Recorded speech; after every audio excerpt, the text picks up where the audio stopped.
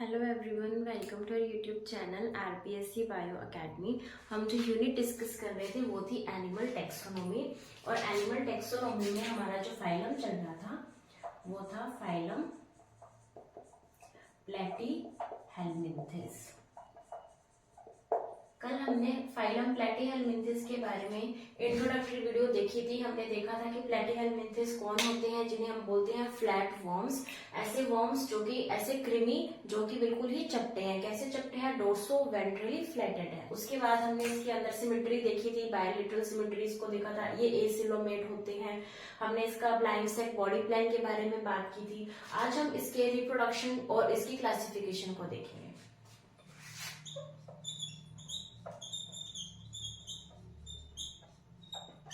अगर हम बात करें रिप्रोडक्शन के बारे में, तो जो प्लैटीहेलमिंथेस है ये एनिमल्स जो है वो यूनिसेक्सुअल भी हो सकते हैं और ये एनिमल्स बायसेक्सुअल भी हो सकते हैं। यानी ऐसा भी हो सकता है कि एक एनिमल के अंदर सिर्फ एक ही सेक्स प्रेजेंट हो, यानी या तो वो मेल हो या फिर वो फीमेल हो। बायसेक्सुअल का मतलब है कि एक ही एनिमल में मेल और फीमेल दोनों ही प्रेजेंट हो, दोनों ऑर्गन्स प्रेजेंट हो, तो ऐसे एनिमल को क्या बोलेंगे? Bisexual animal. अगर हम फर्टिलाइजेशन की बात करें तो वो होगी इंटरनल फर्टिलाइजेशन होगी। फर्टिलाइजेशन क्रॉस भी हो सकती है और फर्टिलाइजेशन सेल्फ भी हो सकती है। यानी कि अगर ये बायसेक्सुअल है, यानी दोनों ही एक के अंदर, एक ही एनिमल के अंदर प्रेजेंट है, तो कैसी होगी? Self fertilisation. और अगर ये यूनिसेक्सुअल है तो कैसी होगी? Cross fertilisation. ठीक है। उसके बाद अगर हम बात करें तो यहाँ पर स्पेशलाइज्ड चीज ये है कि यहाँ पर अब हमें देखने को मिलेंगे यॉक ग्लैंड्स। इससे पहले किसी भी फाइलम में हमने यॉक ग्लैंड्स के बारे में बात नहीं की थी, लेकिन इस फाइलम के अंदर हमें यॉक ग्लैंड्स देखने को भी मिलते हैं। और यहाँ पर जो एग का नंबर है वो भी ज्यादा होता है। एग का नंबर कंपैरेटिवली यहाँ पर ज्यादा होता है, तो हम उसको भी मेंशन करेंगे। यहाँ पर स्पेशलाइज्ड यॉक ग्लैंड्स प्रेजेंट है। फर्टिलाइजेशन कैसी है? इंटरनल। क्रॉस भी हो सकती है और सेल्फ फर्टिलाइजेशन भी देखने को मिलती है। क्यों? क्योंकि एनिमल यूनिसेक्सुअल भी हो सकता है और बायसेक्सुअल भी हो सकता है। अगर हम बात करें डेवलपमेंट की, तो डेवलपमेंट होगा इनडायरेक्ट डेवलपमेंट। इनडायरेक्ट डेवलपमेंट का क्या मतलब है? इनडायरेक्ट डेवलपमेंट का मतलब है कि यहाँ पर जो एनिमल है वो सीधा एडल्ट नहीं बनेगा। पहले उसके क्या बनेंगे? पहले बनेंगे उसके लार्वा। पहले लार्वा बनेंगे, लार्वा से बनेगा एडल्ट। अगर हम बात करें लार्वा की, तो अभी तक हम कौन कौन से लार्वा पढ़ चुके हैं? अगर हम बात करें फाइलम पोरीफेरा की, पोरीफेरा के अंदर हमने याद किया था परम। परम का मतलब है पैरेन्काइमोला एंड एम्फीब्लास्टोला। ये हमने किसके अंदर पढ़े थे? फाइलम पोरीफेरा के अंदर। उसके बाद हमने पढ़ा था सिलेंट्रेटा। सिलेंट्रेटा के अंदर भी हमने दो लार्वा हमने डिस्कस किए थे। कौन कौन से? एक तो हमने देखा था प्लैनुला लार्वा, जो कि हमने कहा था कि ये ऑरेलिया या फिर जेलीफिश का लार्वा है। नहीं सॉरी, ऑरेलिया और जेलीफिश का लार्वा तो था एफायरा। और एक हमने देखा था प्लैनुला लार्वा। ये दो लार्वा हमने सिलेंट्रेट फाइलम के अंदर देखे थे। उसके बाद हमने देखा था टीनोफोरा। टीनोफोरा के अंदर हमने कौन सा लार्वा देखा था? वहां पर हमने देखा था सीडीपिड लार्वा। सीडीपिड लार्वा किसका था? फाइलम टीनोफोरा के अंदर पढ़ा था। और इसके अंदर हमने एक स्पेशल चीज पढ़ी थी। क्या? यहाँ पर ये क्या शो करती है? ये करती है पीडोजेनेसिस। तो पीडोजेनेसिस शो करेगी सीडीपिड लार्वा। ठीक है। उसके बाद हम कौन से फाइलम पे आए हैं? प्लैटीहेलमिंथेस। और प्लैटीहेलमिंथेस के अंदर हमने क्या पढ़े? अब लार्वा। अब यहाँ पर जो एनिमल्स हैं उनके बेस पर लार्वा है। जैसे कि अगर हम बात करें, यहाँ पर एनिमल आएगा फैसियोला हिपैटिका। अगर हम फैसियोला हिपैटिका की बात करें तो ये फैसियोला हिपैटिका के अंदर टोटल 5 लार्वा प्रेजेंट है। यानी 5 फॉर्म्स ऑफ लार्वा यहाँ पर प्रेजेंट है। यानी कि एक जायगोट के बनने के बाद एडल्ट बनने के अंदर 5 बार ये चेंज होगा। 5 लार्वा बनेंगे, एक के बाद एक के बाद एक। इस तरीके से ये मॉडिफाई होता होता एडल्ट बनेगा। उसी तरीके से अगर हम बात करें टीनिया की, तो टीनिया के अंदर भी टीनिया सोलियम में, जो कि हमारे सिलेबस के अंदर है, यहाँ पर भी 4 लार्वल फॉर्म्स प्रेजेंट होती हैं। ठीक है। लेकिन यहाँ पर तो हमने एक या दो लार्वा ही पढ़े थे, लेकिन यहाँ पर एनिमल लार्वा नंबर चेंज हो रहा है और हम इन लार्वा को भी पढ़ने वाले हैं। ठीक है। तो हमने क्या देखा? रिप्रोडक्शन देखा। यहाँ पर देखा कि एनिमल यूनिसेक्सुअल भी हो सकता है, बाइसेक्सुअल भी हो सकता है। एनिमल में इंटरनल फर्टिलाइजेशन होती है और क्रॉस और सेल्फ दोनों तरीके से फर्टिलाइजेशन हो सकती है। योग ग्लैंड स्पेशलाइज्ड चीज है, यहाँ पर एग का नंबर ज्यादा होगा। इनडायरेक्ट डेवलपमेंट होगी, उसके अंदर लार्वा की फॉर्मेशन होगी और यहाँ पर जो लार्वा है उसके अभी हम नाम याद करने वाले हैं, लेकिन हमने इसका थोड़ा सा रिकैप कर लिया कि अभी तक हमने कौन कौन से लार्वा पढ़े हैं। तो अभी हम पढ़ते हैं इनके लार्वा।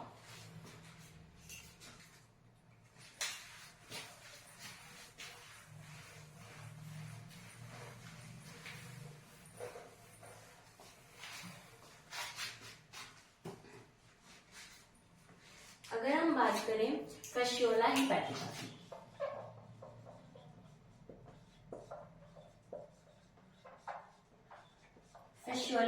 फैसियोला हिपैटिका या फिर इसे क्या बोला जाता है, लीवर फ्लूक। और इस लीवर फ्लूक के अंदर कितनी लार्वल फॉर्म्स देखने को मिलती हैं हमें, 5 लार्वल फॉर्म्स। अब इन लार्वल फॉर्म्स में इस तरीके से भी क्वेश्चन आ सकता है कि हमें इनको अरेंज करना हो, तो इस तरीके से भी क्वेश्चन हमें देखने को मिल सकता है। तो अगर हम लार्वल फॉर्म्स की यहाँ पर बात करते हैं तो उनको याद करने का अगर हम ट्रिक बनाएं तो वो आ जाएगी Mrs RC ma'am. Mrs RC ma'am, इससे हम क्या कर सकते हैं, इससे हम 3 इसके पूरे के पूरे 5 के 5 यहाँ पर हम लार्वा याद करेंगे। ठीक है, एम से बनेगा मीरासीडियम। तो फर्स्ट लार्वल फॉर्म कौन सी होगी, मीरासीडियम। उसके बाद आएगी sporocyst, second larval form. Third larval form आएगी रेडिया। फोर्थ आएगी cercaria and fifth larval form आएगी मेटासर्केरिया। यानी टोटल 5 लार्वल फॉर्म्स हम पढ़ चुके हैं। तो उसकी अगर हम कहें ट्रिक की क्या ट्रिक है, मिसेस आरसी मैम, एम से आ जाएगा miracidium, then sporocyst, redia, then cercaria and M से मेटासर्केरिया। तो ये 5 लार्वल फॉर्म्स किसकी हैं, ये है फैसियोला हिपैटिका या फिर लीवर फ्लूक की। अगर हम बात करें फैसियोला हिपैटिका, तो फैसियोला हिपैटिका कैसा एनिमल है, ये है डाइजेनेटिक एनिमल है। डाइजेनेटिक एनिमल का मतलब क्या होता है, इसका मतलब होता है कि एक फैसियोला हिपैटिका अपना लाइफ साइकिल 2 होस्ट के अंदर कंप्लीट करेगा। यानी इसको अपना पूरा एक लाइफ साइकिल अपनी जिंदगी काटने के लिए 2 होस्ट की जरूरत पड़ेगी। अब वो 2 होस्ट कौन से हैं, जो फर्स्ट होस्ट होगा उसे हम बोलेंगे प्राइमरी होस्ट और जो सेकेंड होस्ट होगा उसे बोला जाएगा secondary host. Primary host and secondary host. तो प्राइमरी होस्ट कौन सा होगा और सेकेंडरी होस्ट कौन सा होगा। अगर हम बात करें प्राइमरी होस्ट की, तो प्राइमरी होस्ट होगी यहाँ पर शीप यानी भेड़, और सेकेंडरी होस्ट होगा यहाँ पर स्नेल यानी कि घोंघा। ठीक है, तो ये 2 होस्ट है, ये प्राइमरी होस्ट है और ये सेकेंडरी होस्ट है। यानी इन दोनों के बिना ये अपनी जिंदगी नहीं पूरी कर सकता। उसको अपना पूरा लाइफ साइकिल कंप्लीट करने के लिए प्राइमरी होस्ट की भी जरूरत है और सेकेंडरी होस्ट की भी जरूरत है। प्राइमरी होस्ट हो गया शीप, सेकेंडरी होस्ट हो गया स्नेल। ठीक है, अब अगर हम बात करें कि प्राइमरी होस्ट शीप को कौन सी लार्वल फॉर्म इन्फेक्ट करेगी, इनमें से कौन सी लार्वल फॉर्म है जो शीप को इन्फेक्ट करेगी, जिससे कि शीप के अंदर फैसियोला हिपैटिका का लाइफ साइकिल स्टार्ट हो जाएगा। तो ये चीज स्टार्ट करने के लिए यहाँ पर आएगा मेटासर्केरिया, यानी कि जो सबसे लास्ट लार्वल फॉर्म होगी वो लार्वल फॉर्म प्राइमरी होस्ट को करेगी इन्फेक्ट। यानी प्राइमरी होस्ट किसी भी एनिमल के अंदर कोई प्राइमरी होस्ट को अगर हमने इन्फेक्शन देखना है तो हमने ये देखना है कि उसको इन्फेक्ट करने वाली अगर कोई लार्वल फॉर्म है तो वो हमेशा उसकी लाइफ साइकिल की लास्ट लार्वल फॉर्म ही होगी। तो मेटासर्केरिया प्राइमरी होस्ट शीप को क्या करेगी, इन्फेक्ट करेगी। और अगर हम बात करें सेकेंडरी होस्ट यानी स्नेल को कौन इन्फेक्ट करेगा, तो स्नेल को इन्फेक्ट करेगी मीरासीडियम लार्वल फॉर्म। यानी जो सेकेंडरी होस्ट होगा उसे तो फर्स्ट लार्वल फॉर्म इन्फेक्ट करेगी और जो प्राइमरी होस्ट होगा उसे लास्ट जो है लार्वल फॉर्म इन्फेक्ट करेगी, और इस तरीके से इसका पूरा का पूरा लाइफ साइकिल कंप्लीट हो जाएगा। ठीक है, ये बात की हमने फैसियोला हिपैटिका की। अगर हम बात करें कि इससे डिजीज क्या होती है, इससे कौन सी डिजीज होती है और किस में होती है, तो इसके अंदर होती है, शीप के अंदर डिजीज होती है, उसका नाम है लीवर रॉट डिजीज। यानी ये भेड़ों के अंदर एक डिजीज कॉज करती है जिसका नाम है लीवर रॉट डिजीज, और इसे बोला जाता है सिरहोसिस। ये एक लीवर रिलेटेड डिजीज है सिरहोसिस, जो कि शीप के अंदर होती है, और उसको कौन करता है, उसे करता है फैसियोला हेपेटिका या फिर लीवर फ्लू। और ये इसकी हमने 5 लार्वल फॉर्म्स के बारे में बात की। ठीक है, अभी हम पढ़ते हैं टीनिया सोलियम के बारे में।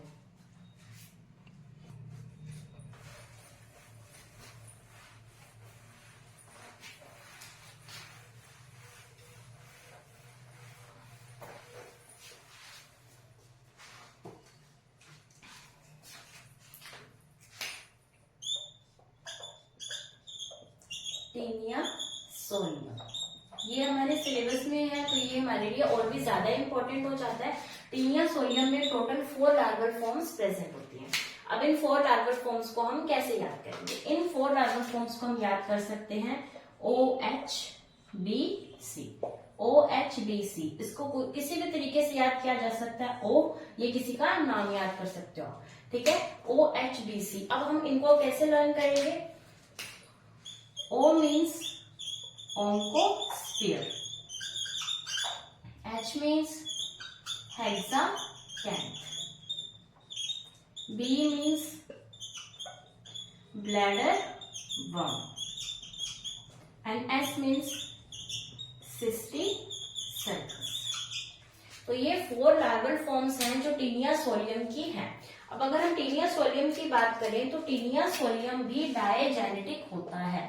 डायजेनेटिक का क्या मतलब है? डायजेनेटिक का मतलब है अपना लाइफ साइकिल 2 होस्ट के अंदर कंप्लीट करेगा। अब इसका भी 2 होस्ट होंगे, एक होस्ट होगा प्राइमरी होस्ट और एक होस्ट होगा secondary host. Primary host and secondary host, अगर हम बात करें प्राइमरी होस्ट की तो प्राइमरी होस्ट यहाँ पर होगा ह्यूमन, और अगर हम सेकेंडरी होस्ट की बात करें तो वो होगा पिग यानी कि सूअर। तो इसको अपना लाइफ साइकिल कंप्लीट करने के लिए प्राइमरी होस्ट और सेकेंडरी होस्ट की जरूरत है, और प्राइमरी होस्ट है ह्यूमन, सेकेंडरी होस्ट है पिग। अभी हमने बात की थी कि किसी भी एनिमल के अंदर अगर हमें पता करना हो कि जो प्राइमरी होस्ट है उसको कौन सी लार्वल फॉर्म इन्फेक्ट कर रही है, तो हमने कहा था कि जो भी इस लार्वल फॉर्म की लास्ट फॉर्म होगी वो किसको इन्फेक्ट करेगी? प्राइमरी होस्ट को। तो यहाँ पर क्या, सिस्टिसर्कस लार्वल फॉर्म ही ह्यूमन को इन्फेक्ट कर सकती है। उसी तरीके से अगर हम बात करें सेकेंडरी होस्ट यानी कि पिग को कौन सी लार्वल फॉर्म इन्फेक्ट करेगी, तो हमने पहले भी डिस्कस किया था कि जो भी सेकेंडरी होस्ट को इन्फेक्ट करेगी वो कौन सी होगी? फर्स्ट लार्वल फॉर्म यानी कि ओंकोस्फियर। ओंकोस्फियर लार्वल फॉर्म पिग को इन्फेक्ट करेगी और सिस्टिसर्कस लार्वल फॉर्म ह्यूमन को इन्फेक्ट करेगी, और इससे जो डिजीज होगी वो होगी ह्यूमन के अंदर। ह्यूमन में क्या होगी? टीनियसिस। ह्यूमन को कॉज करेगी टीनियसिस, ठीक है। और अगर हम बात करें, इसके अंदर एक क्वेश्चन आता होता है कि जो टीनियसिस है वो ह्यूमन को करती है, तो ये किस तरीके से होता है? ये होता है कि जब हम पिग का अर्ध पका मांस खाते हैं, यानी कंप्लीटली पका हुआ नहीं है, पिग का अर्ध पका मांस या फिर मीट, ऐसा मीट पिग का जो कि अर्ध पका है और उसके अंदर कौन सी लार्वल फॉर्म प्रेजेंट है? सिस्टिसर्कस लार्वल फॉर्म प्रेजेंट है।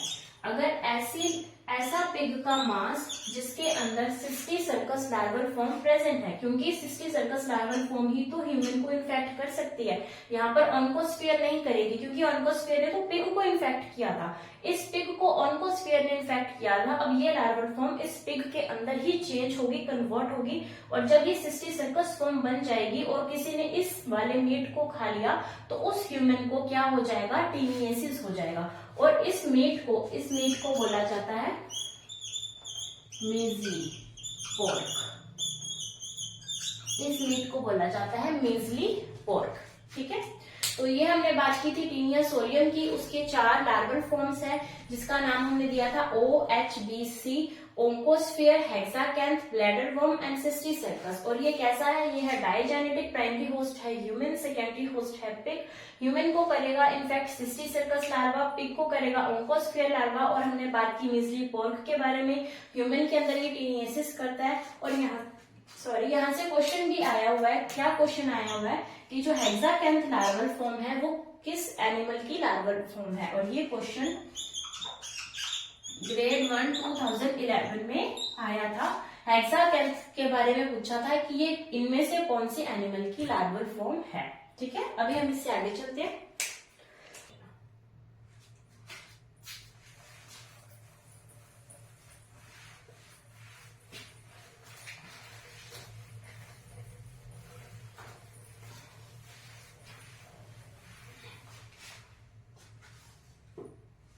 अब हम पढ़ते हैं क्लासिफिकेशन फाइलम प्लेटीहेलमिन्थेस का। तो अगर हम इसके क्लासिफिकेशन की बात करें तो इसके क्लासिफिकेशन के अंदर आती हैं 3 क्लासेस। यहाँ पर हम पढ़ते हैं 3 क्लासेस। पहली क्लास है टर्बिलेरिया, सेकंड है ट्रिमेटोडा और थर्ड क्लास है सिस्टोडा। हमने 3 क्लासेस इसके बारे में पढ़नी है। प्लेटीहेलमिन्थेस की 3 क्लासेस है, टर्बिलेरिया, ट्रिमेटोडा एंड सिस्टोडा। ठीक है, सबसे पहले हम बात करते हैं टर्बिलेरिया की। जो टर्बिलेरिया है इसे बोला जाता है एडी वर्म्स, यानी इसके अंदर जो भी वर्म्स आएंगे उनको हम क्या बोल सकते हैं, एडी वर्म्स बोल सकते हैं। अगर हम बात करें टर्बिलेरिया की, तो टर्बिलेरिया के अंदर एक स्पेशलाइज्ड चीज प्रेजेंट है जिसके बारे में हम बात करते हैं। एक स्ट्रक्चर प्रेजेंट है जिसे बोला जाता है रेप्टाइड्स। रेप्टाइड्स एक ऐसी स्ट्रक्चर है जो कि कहां से बनती है, ये है एपिडर्मिस के अंदर। एपिडर्मिस पर रेप्टाइड्स प्रेजेंट होती है और इन रेप्टाइड्स का क्या काम है, तो ये हेल्प करती है डिफेंस में, यानी प्रोटेक्शन के अंदर। एनिमल की प्रोटेक्शन के लिए कौन सी स्ट्रक्चर पाई जाती है, रेप्टाइड्स। कौन सी क्लास में पाई जाएंगी, टर्बिलेरिया क्लास के अंदर। ठीक है, उसके बाद अगर हम बात करें इसके एग्जाम्पल्स की, तो यहाँ पर आएगा प्लेनेरिया। प्लेनेरिया को बोला जाता है डुगेशिया। प्लेनेरिया या फिर डुगेशिया इसके अंदर आता है एग्जाम्पल। अगर हम बात करें प्लेनेरिया की, तो जो प्लेनेरिया है वो बहुत ही प्रिमिटिव एनिमल है अकॉर्डिंग टू जितने भी इसके अंदर कंपैरेटिवली एनिमल्स आने वाले हैं प्लेटीहेलमिन्थेस में, जो कि हम अभी एग्जाम्पल पढ़ने वाले हैं। तो उन सब में अगर कोई प्रिमिटिव की बात है तो हम कह सकते हैं कि प्लेनेरिया प्रिमिटिव है, क्योंकि बाकी मेनली जो मोस्टली जो आएंगे वो सारे के सारे पैरासाइट आएंगे, लेकिन जो प्लेनेरिया है ये एक्वेटिक है।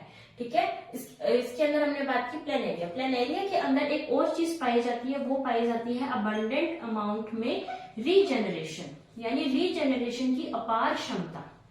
ऐसा क्यों पाया जाता है? अगर हम बात करें कि प्लेनेरिया में ऐसी क्या चीज है कि इसके अंदर अबंडेंट रीजेनरेशन हमें देखने को मिलती है, तो उसका कारण है नियोब्लास्ट सेल्स। नियोब्लास्ट सेल्स की प्रेजेंस की वजह से यहाँ पर अबंडेंट रीजेनरेशन हमें देखने को मिलती है। ठीक है, और ये जो क्वेश्चन है कि ये अबंडेंट रीजेनरेशन किसकी वजह से मिलती है, जिसका आंसर है नियोब्लास्ट सेल, ये क्वेश्चन असिस्टेंट प्रोफेसर 2016 में पूछा भी जा चुका है। ठीक है, और क्या चीज देखने को मिलती है प्लेनेरिया में, तो प्लेनेरिया के अंदर हमें देखने को मिलता है कैनाबोलिज्म। प्लेनेरिया के अंदर हमें देखने को मिलेगा कैनाबोलिज्म। कैनाबोलिज्म का क्या मतलब है? कैनाबोलिज्म का मतलब है कि अपनी ही जाति के एनिमल्स को खाना। जैसे कि प्लेनेरिया को खा जाता है तो वो अपनी ही स्पीशीज को खा जाता है, तो ये प्रॉपर्टी क्या कहलाती है, कैनाबोलिज्म। और ये कैनाबोलिज्म हमें प्लेनेरिया के अंदर देखने को मिलती है। उसके अलावा अगर हम बात करें तो इसके अंदर आ जाएंगे माइक्रोस्टोमम, एग्जाम्पल्स आ जाएंगे माइक्रोस्टोमम। और अगर हम माइक्रोस्टोमम की बात करें तो इसे बोला जाता है एनिमी ऑफ हाइड्रा, यानी हाइड्रा का शत्रु। एनिमी ऑफ हाइड्रा, हाइड्रा का शत्रु, माइक्रोस्टोमम। उसके अलावा यहाँ पर जो एग्जाम्पल आएंगे ये ट्रिमेटोडा की नहीं है, ये एग्जाम्पल सारे टर्बिलेरिया के। ट्रिमेटोडा हम इसके बाद डिस्कस करेंगे। उसके अलावा यहाँ पर आ जाएगा गुंडा। कुंडा भी एक एनिमल है और ये एनिमल भी कौन सी क्लास के अंदर आएगा, टर्बिलेरिया क्लास के अंदर आएगा। हमने क्या क्या डिस्कस किया, प्लेनेरिया के बारे में, डुगेशिया जिसे डुगेशिया भी कहा जाता है, यहाँ पर अबंडेंट रीजनरेशन है ड्यू टू नियोप्लास्ट सेल्स, यहाँ पर कैनाबोलिज्म यानी अपनी ही जाति के जंतुओं को खाना, माइक्रोस्टोमम यहाँ पर हमें देखने को मिलता है, इसका एग्जाम्पल है जो कि किसका एनिमी है, हाइड्रा का एनिमी। उसके अलावा मीजोस्टोमम भी होता है, माइक्रोस्टोमम एंड मीजोस्टोमम। ठीक है, तो ये हमने बात की क्लास टर्बिलेरिया के बारे में। अब हम क्लास बात करेंगे ट्रिमेटोडा के बारे में।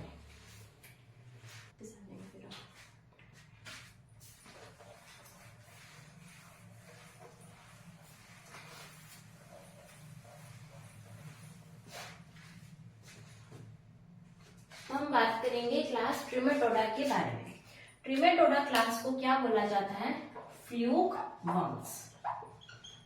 हमने टर्बिलेरिया को बोला था, टर्बिलेरिया क्लास को हमने बोला था एडीवर्म्स, ये है फ्लूक वर्म्स। अगर इसका सबसे इंपॉर्टेंट एग्जांपल की बात करें तो वो है फैसियोला हिपैटिका, जिसे हमने क्या बोला था, लीवर फ्लूक। फैसियोला हिपैटिका या फिर लीवर फ्लूक, जो कि सिरकोसिस या फिर क्या डिजीज का नाम दिया था, सिरकोसिस, जिसके अंदर शीर यानी भेड़ के अंदर सिरकोसिस कॉज कर देता है फैसियोला हिपैटिका। हमने इसके 5 लेवल फॉर्म्स भी याद किए थे और हमने कैसे याद किए थे, MSRC madam, Mrs RC madam. इसका था miracidium, sporocyst, redia, cercaria and meta cercaria. ठीक है, अब हम अगर बात करें स्पोरोसिस्ट और रेडिया लार्वा की, तो ये क्या शो करते हैं, ये शो करते हैं पॉली एम्ब्रियोनी। पॉली एम्ब्रियोनी का मतलब है कि ये दो ऐसे लार्वा हैं जो अपनी सेकेंडरी लार्वल फॉर्म्स में भी कन्वर्ट हो सकते हैं। यानी किसमें कन्वर्ट हो सकते हैं, सेकेंडरी लार्वल फॉर्म्स के अंदर। यानी ये इसके बाद एक और लार्वल फॉर्म इसी की सेकेंडरी लार्वल फॉर्म में कन्वर्ट होने के बाद अगले वाले में कन्वर्ट होगा। तो ये क्या शो करते हैं, इसे क्या कहा जाता है, पॉली एम्ब्रियोनी, या हम ये भी कह सकते हैं एम्ब्रियो विद इन एम्ब्रियो, भ्रूण में भ्रूण, एम्ब्रियो विद इन एम्ब्रियो। तो ये शो कौन से करती है, ये दोनों larval forms poly embryony show करती है, यानी सेकेंडरी लार्वल फॉर्म्स में भी कन्वर्ट हो जाती हैं और इसे कहेंगे एम्ब्रियो विद इन एम्ब्रियो। उसके बाद जो यहाँ से क्वेश्चन बनता है वो बनता है लोरस कैनाल का।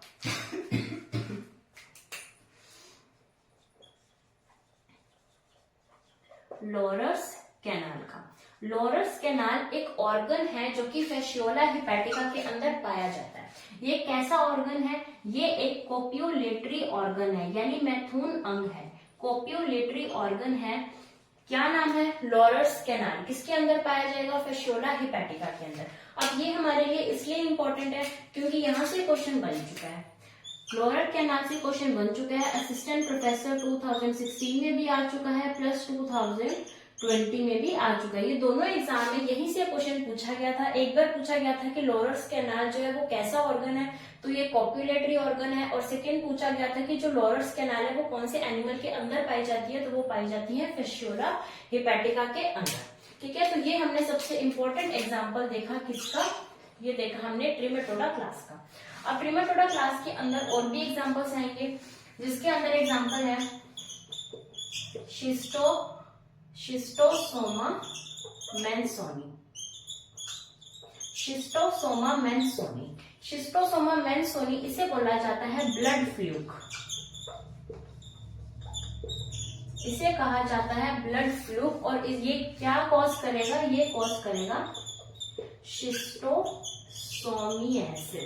ये भी डायजेनेटिक होता है, ये भी डायजेनेटिक होता है और ये किसके अंदर, ह्यूमंस के अंदर कॉज करेगा, ये कॉज करेगा ह्यूमंस के अंदर। ठीक है, उसके बाद हम बात करें एग्जांपल की तो आएगा डिप्लोजोन। डिप्लोजोन के बारे में हमने ये बात पढ़ी थी कि जो डिप्लोजोन्स होते हैं वो एक्टोपैरासाइट होते हैं। तो डिप्लोजोन एक एक्टोपैरासाइट है, किस शेप के अंदर, एक्स शेप के अंदर। एक एक्टोपैरासाइट है, कहां पर होगा, जो फिशेस हैं, फिशेस के गिल्स के ऊपर, फिशेस के गिल्स के ऊपर ये एक एक्टोपैरासाइट की तरह बैठा रहता है। कौन? डिप्लोजून। अभी हमने कौन सी क्लास के बारे में बात कर रहे हैं? ट्रिमेटोडा। उसके अंदर हमने क्या पढ़ा? फिशोला हेपेटिका। फिर हमने क्या पढ़ा? शिस्टोस्टोमा मेंसोनी। और थर्ड क्या पढ़ा? डिप्लोजून। इसके अंदर अभी और भी एग्जांपल्स हम पढ़ने वाले हैं। तो हमने फिशोला हेपेटिका के बारे में बात की, इसे लिवर फ्लू कहा जाता है। ये सिर्कोसिस जो है शीप के अंदर लिवर रॉट डिजीज कॉज करता है। इसकी हमने ये लार्वल फॉर्म्स पढ़ी थी। 5 लार्वल फॉर्म है जिसमें स्पोरोसिस्ट एंड रेडिया ये पॉलीएम्ब्रियोनी शो करते हैं। पॉलीएम्ब्रियोनी का मतलब है एम्ब्रियो विद इन एम्ब्रियो, भ्रूण में भ्रूण। कैसे? क्योंकि ये अपने सेकेंडरी लार्वल फॉर्म्स में भी कन्वर्ट हो जाते हैं। ठीक है। उसके बाद हमने पढ़ी लॉरस कैनाल किसके अंदर पाई जाती है? फिशोला हेपेटिका के अंदर। कैसा ऑर्गन है? कोपुलेटरी ऑर्गन है। फिर हमने पढ़ा शिस्टोसोमा मेंसोनी ब्लड फ्लू है। शिस्टोसोमियासिस ह्यूमन के अंदर कॉज करेगा। फिर हम बात करेंगे डिप्लोजोन जो कि एक्स शेप्ड है और ये किसके ऊपर पैरासाइट है? ये है फिशेस के गिल्स के ऊपर एक एक्टोपैरासाइट है। ठीक है।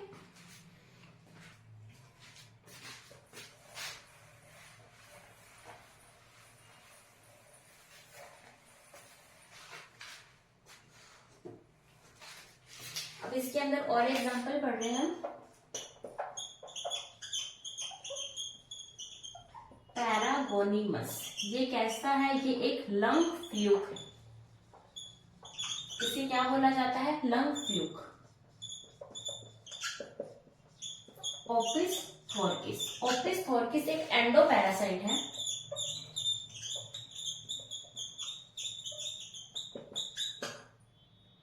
किसके अंदर? ह्यूमन के लीवर के अंदर। ह्यूमन के लीवर के अंदर एक एंडोपैरासाइट है। कौन? ओपिस थॉर्किस। ठीक है। अगर हमारे लिए हम देखें कि इंपॉर्टेंट तो सिर्फ लीवर फ्लू ही है, क्योंकि इतनी डीपली कभी भी हमारे क्वेश्चन आया नहीं है, लेकिन फिर भी हम बिल्कुल सरफेस से ना जाते हुए थोड़ा सा डीप पढ़ने की कोशिश कर रहे हैं। अभी हम इसके बाद पढ़ेंगे क्लास सिस्टोमा।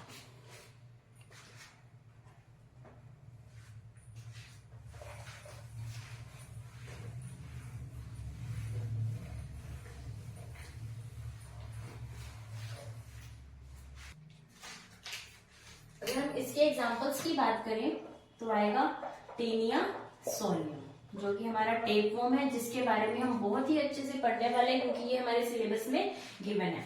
ये क्या कोज करता है? टीनियसिस।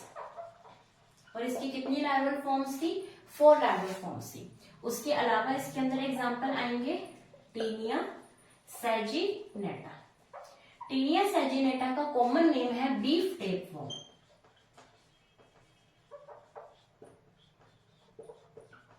ये सारे सिस्टोडा क्लास के आगे हम पढ़ रहे हैं एनिमल्स। उसके अलावा यहाँ पर आएगा एकाइनोकोकस। एकाइनोकोकस है डॉग टेप वॉर्म।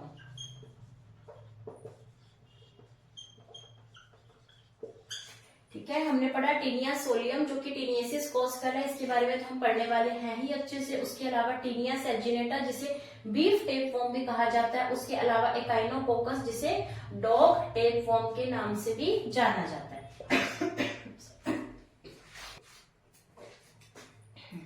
इसके बाद आएगा मोनीजिया।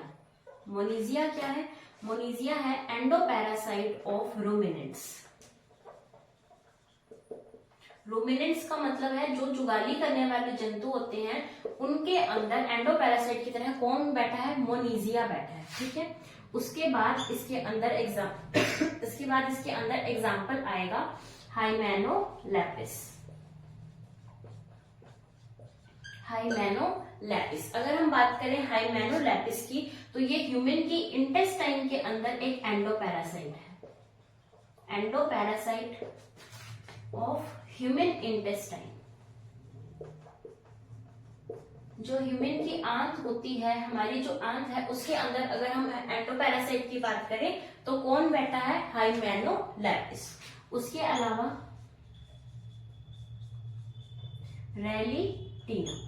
रेलिटीना एक एंडोपैरासाइट है। एक हम कह सकते हैं टेप वॉर्म है। किसका? Tape warm of birds. ठीक है। हमने कौन कौन से इसके एनिमल्स के बारे में डिस्कस किया क्लास सिस्टोडा के? टीनिया सोलियम जिसे जो टीनियसिस कॉज करता है, टीनिया सैजिनेटा जिसे बीफ टेपवर्म भी कहा जाता है, एकाइनोकोकस जिसे डॉग टेपवर्म कहा जाता है, Moniezia endoparasite of ruminants, Hymenolepis endoparasite of human intestine and रेनिटीना जो कि टेपवर्म ऑफ बर्ड्स के नाम से भी जाना जाता है। और इसी के साथ हमारा जो फाइलम प्लेटीहेलमिंथेस है वो खत्म होता है और हम नेक्स्ट लेक्चर में पढ़ेंगे फाइलम एस्केलमिंथेस। Thank you.